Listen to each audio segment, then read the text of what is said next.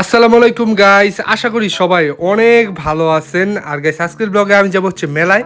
তো তার আগে আমি রেডি হয়ে গেছি, তো রেডি হয়ে এখন রওনা দিয়ে দিলাম। ওই যে দেখাই যাচ্ছে মেলা, তো মেলায় একটু আপনাদেরকে চারপাশটা একটু ঘুরায় দেখাই দিই। তো মেলায় এসে আবার দেখা হয়ে গেছে, মনে করেন মামার লগে দেখা হয়ে গেছে। তো মামারে বললাম কিছু খাওয়াইতে, করে দেয়া মামায় আর আমি মিলে টাকা জমায় মনে করেন জিলাপি লইলাম। তো এদিকে দেখি মামা জিলাপি লিয়ে দৌড় দিতেছে, আমার না দিওই। তো মামার থেকে কোনোরকম কায়দা জিলাপি নিলাম। এদিকে এক বড় ভাই কত মনোযোগ সহকারে বেলুনে গুলি করতেছে, আর এদিকে মামাকে বললাম আমাকে কিছু কিনা টিনা দাও। তো এদিকে দেখি মামা এদিকে পোলা বাইন খেলনা লয়ে খেলতেছে।